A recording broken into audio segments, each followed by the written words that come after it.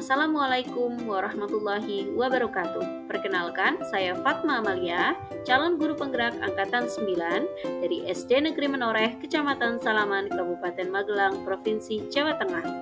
Di video ini saya akan menyampaikan tugas tentang koneksi antar materi modul 1.1 dan modul 1.2. Koneksi antar materi kali ini menggunakan model refleksi 4P.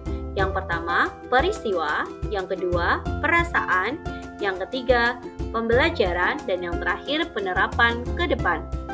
Peristiwa, momen yang paling penting, menantang, atau mencerahkan bagi saya dalam proses pembelajaran modul 1.1 hingga modul 1.2 adalah hal yang mencerahkan dan yang penting dalam modul 1.1 menurut saya adalah yang pertama, guru harus berpihak pada murid.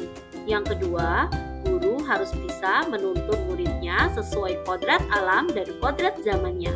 Yang ketiga, guru memfasilitasi atau membantu anak untuk menebalkan garis samar-samar agar dapat memperbaiki lampunya untuk menjadi manusia seutuhnya. Sedangkan dalam modul 1.2, hal yang mencerahkan dan yang penting menurut saya adalah yang pertama, guru harus mengimplementasikan nilai-nilai guru penggerak.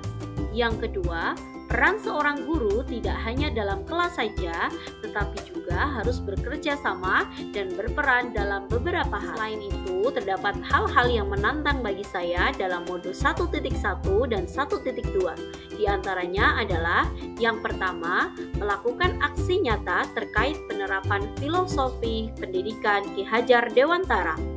Yang kedua, mempelajari dan mengimplementasikan nilai dan peran sebagai guru penggerak.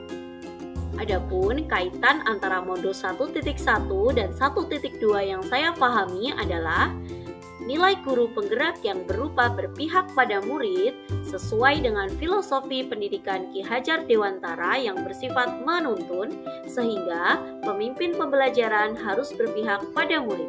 Perasaan saya saat momen itu terjadi, saya merasa seperti bagaikan tersadarkan, tercerahkan, dan termotivasi. Saya harus menjadi guru yang lebih baik lagi, menuntun siswa sesuai kodrat alam dan kodrat zaman. Saya sebagai seorang pendidik dan calon guru penggerak harus senantiasa tergerak, bergerak, dan menggerakkan. Saya juga harus terus belajar dan berusaha untuk menerapkan nilai-nilai guru penggerak. Pembelajaran yang saya dapatkan sebelum momen tersebut terjadi, saya berpikir bahwa yang pertama, murid adalah objek pembelajaran. Yang kedua, guru adalah satu-satunya sumber informasi dalam pembelajaran.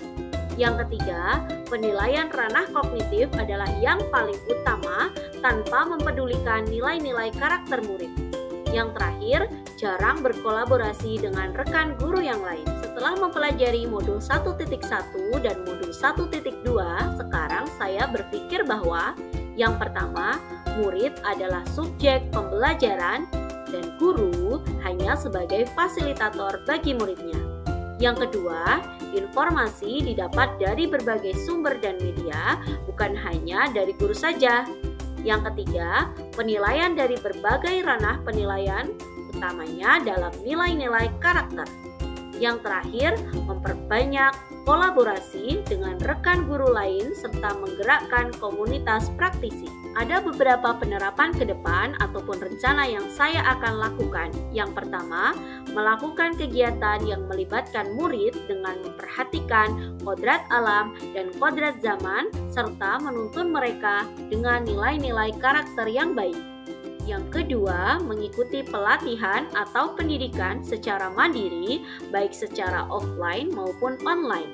Yang ketiga, melakukan kolaborasi dan membentuk komunitas praktisi dengan teman sejawat, baik di dalam sekolah maupun luar sekolah. Dan yang terakhir adalah selalu berupaya untuk melakukan pengembangan diri dan inovasi secara berkelanjutan dan konsisten untuk menerapkan nilai dan peran sebagai guru penggerak. Begitulah video dari saya tentang koneksi antar materi modul 1.1 dan modul 1.2. Semoga bermanfaat bagi kita semua. Terima kasih, jadilah guru penggerak yang selalu tergerak, bergerak, dan menggerakkan. Wassalamualaikum warahmatullahi wabarakatuh.